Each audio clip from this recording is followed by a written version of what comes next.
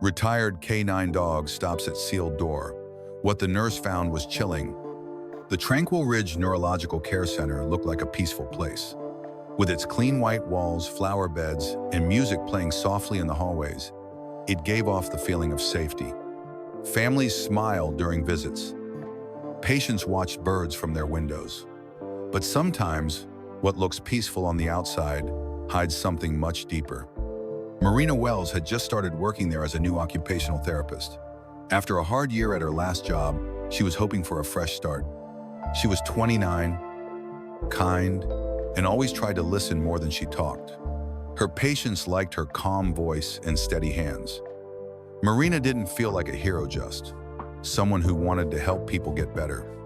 On her third day, Marina met Shadow, a retired canine who now worked as a therapy dog at the center.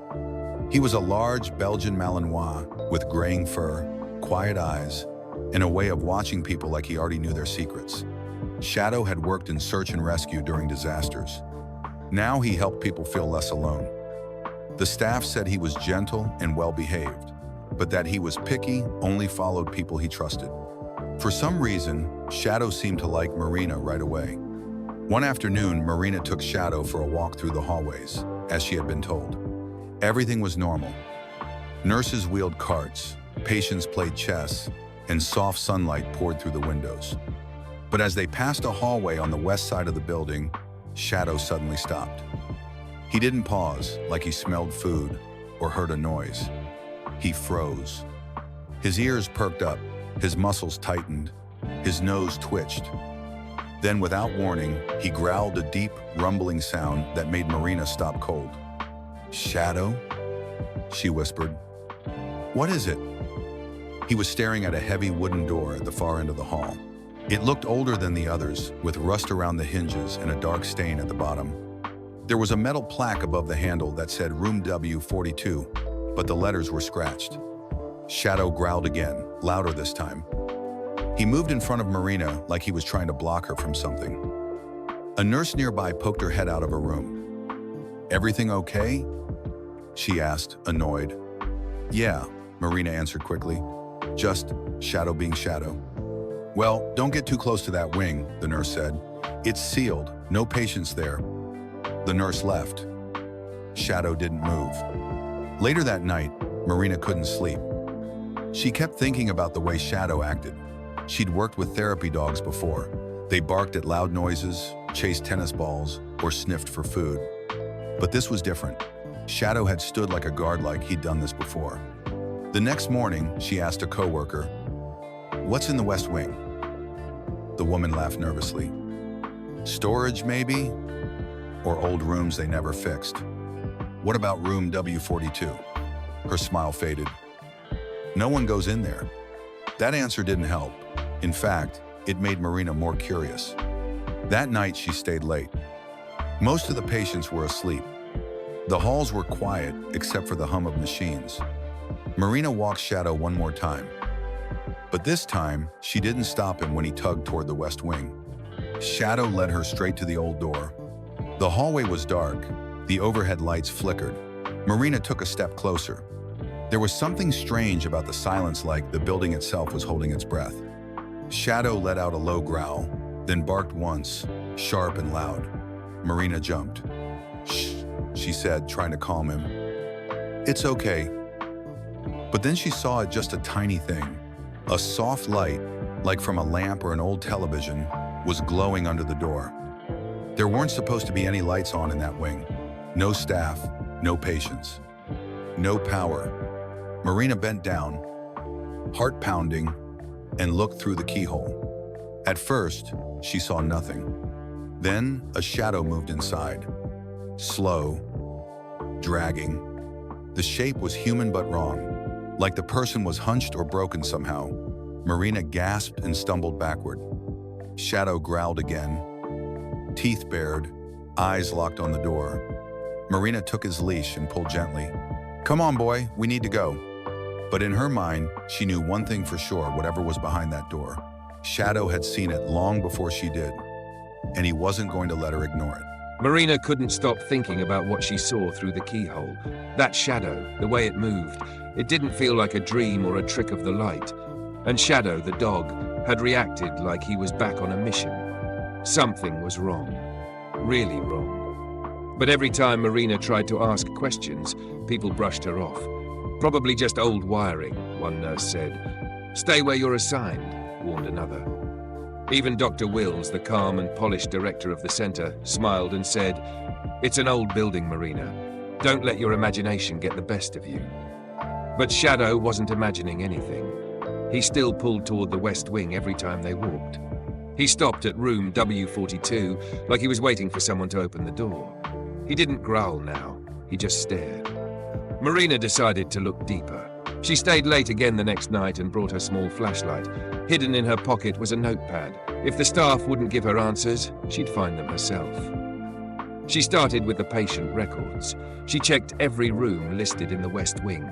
Rooms W40 to W49 were marked as closed for renovation, or not in use. But something didn't make sense. In the medication logs, she found 3 separate deliveries marked for W42. Pain meds, IV fluids, even meals. But no patients were assigned there. She looked at the records twice. The orders were real, but the people weren't. That same night, something strange happened. A maintenance worker walked by with a cart of tools. Shadow sniffed the air, then lunged, not to attack, but to grab something. Marina jumped forward to stop him. In Shadow's mouth was a ring of keys. Hey! The man shouted, running after them. Marina apologized, gave back most of the keys, but kept one. A rusty silver key with faded letters that read W42. That night in her car, Marina sat with the key in her hand. Shadow lay beside her in the passenger seat, ears twitching, body tense even in sleep. I'm going back in, she whispered. The next evening, she waited until 2 a.m. Most of the staff was off duty. She slipped on soft shoes and carried only her flashlight. Shadow followed close beside her. They crept down the quiet hall toward the west wing. The moment they crossed the old line between the new part of the center and the sealed part, the air changed. It was colder, heavier, like they had stepped into another world. Shadow stopped at the door to room W42 and sat down. He didn't bark. He didn't move. He just stared, waiting. Marina took the key out, her hands shaking, and slowly turned it in the lock. Click. The door creaked open. The smell hit her first, old sweat, bleach, and something else, something stale. The flashlight beam wobbled in her hand as she stepped inside. The room wasn't like the others. It wasn't a patient room. There were 2 beds, both made, but one had a deep dent like someone had been lying there for a long time. A TV screen in the corner flickered with static. Machines beeped softly. In the far corner, a woman sat in a wheelchair facing the wall. Hello? Marina whispered. The woman didn't move. Marina stepped closer. Shadow stayed by the door, low growl in his throat. Ma'am? She said again, louder. The woman raised her hand slowly, like it took all her strength, and pointed at the nightstand. Marina walked over and opened the drawer. Inside was a small, leather-bound notebook. No name, just old, cracked pages. Then the woman spoke. He thinks no one remembers us. Marina turned toward her. The woman's face was pale and thin. Her eyes were sharp but tired. Who are you? Marina asked. You already know, the woman whispered. Marina opened the notebook. On the first page were 5 words, written in shaky handwriting. They were supposed to be dead. She didn't take the notebook that night. She left it in the drawer, backed out of the room slowly, and closed the door. Shadow pressed against her legs, his body warm and solid. Back home, Marina didn't sleep. She sat at her kitchen table and stared at the stolen key.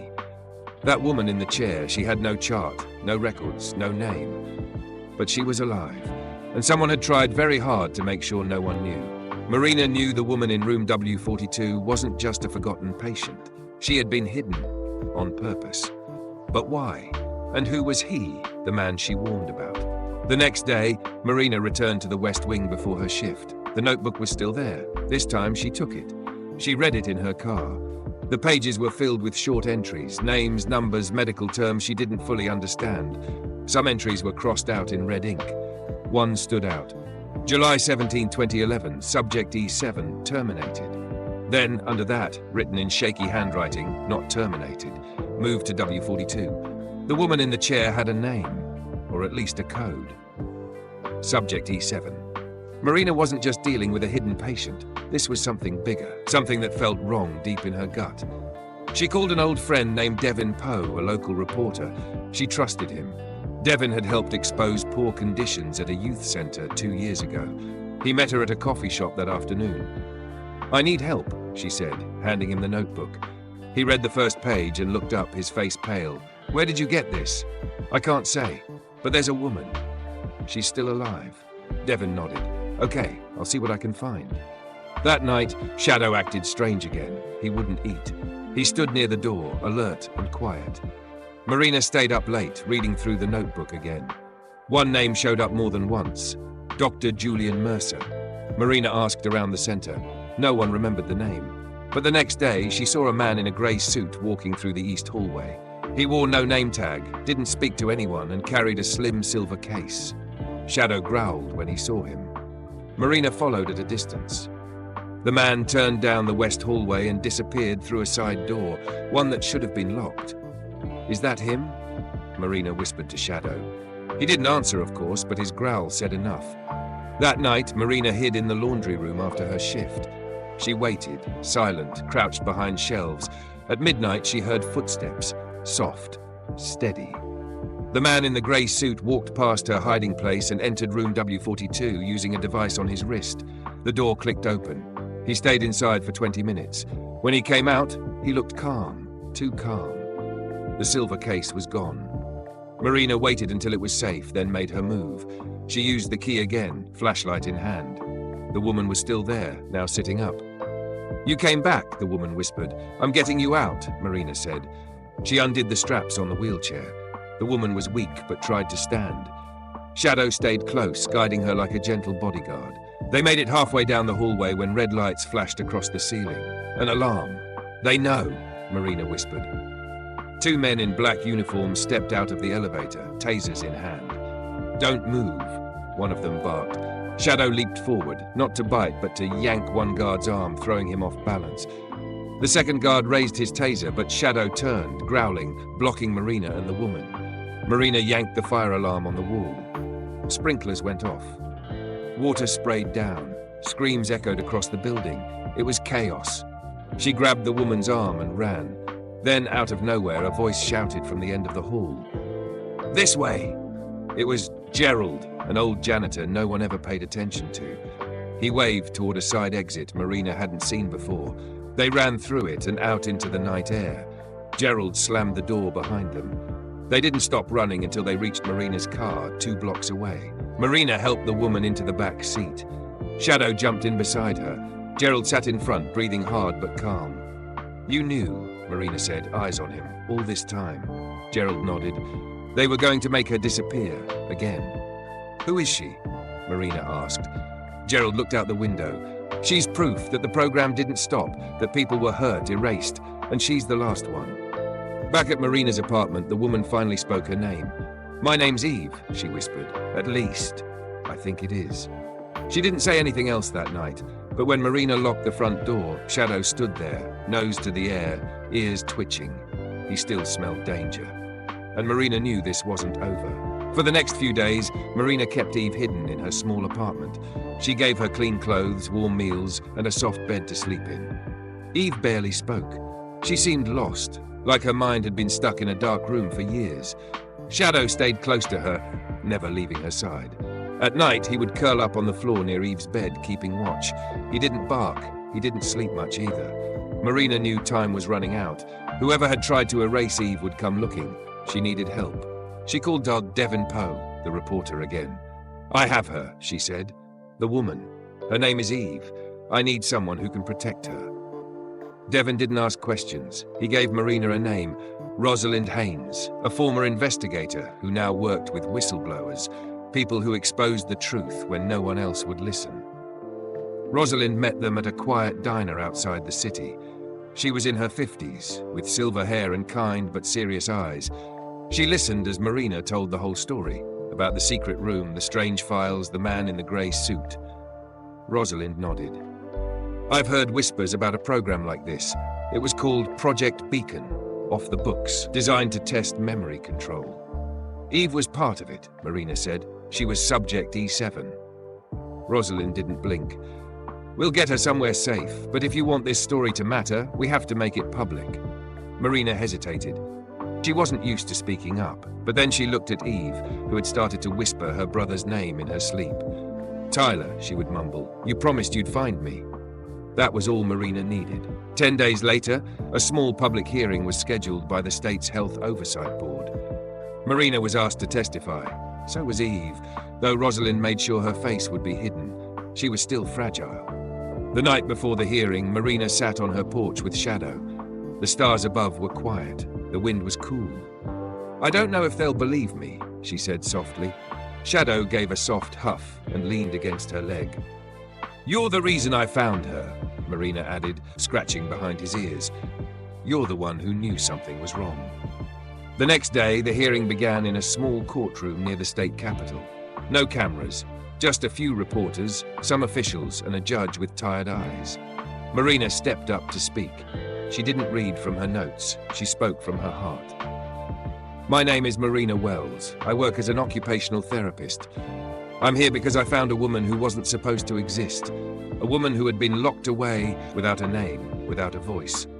She told them about room W42, about the files, about the fake medical logs. She talked about Eve's condition and how her memories were coming back slowly, painfully. And then she said, but I didn't do this alone. She turned and placed her hand on Shadow's back. He sat quietly beside her, wearing a soft grey vest with the words Retired K9 stitched in blue. This dog refused to let me ignore the truth. He barked when no one else listened. He led me to a place I never would have found on my own. He's not just a therapy dog. He's the reason I'm here. The room was silent. After the hearing, people came up to shake Marina's hand. Some hugged her. A few had tears in their eyes. But Marina didn't feel like a hero. She just felt like someone who had finally done the right thing. That evening, Eve was taken to a protected residence out of state. She had a new name, a new ID, and finally, the chance to live freely. Marina returned to her job at the care center. Some people whispered behind her back. Others thanked her quietly. The old West Wing was sealed for good. Shadow stayed with her, of course. He was slower now, but still alert, still watchful. One night, Marina found him standing by the window, staring out into the dark. She knelt beside him. We did it, buddy, she whispered. We saved her. Shadow wagged his tail once. A few weeks later, a letter arrived in the mail. No return address. Inside was a photo, an old black and white picture of a young man in a lab coat, standing in front of a building labeled Project Beacon Headquarters. On the back, written in red ink, were 5 words, You only found one room. Marina stared at it for a long time. Then she looked at Shadow. I guess we're not done yet. Shadow growled softly, ears perked, and just like that, the hunt for the truth wasn't over. Subscribe to our YouTube channel, Love Tales of Tales, for long, heartwarming pets and animals, love stories that stay with you long after they end.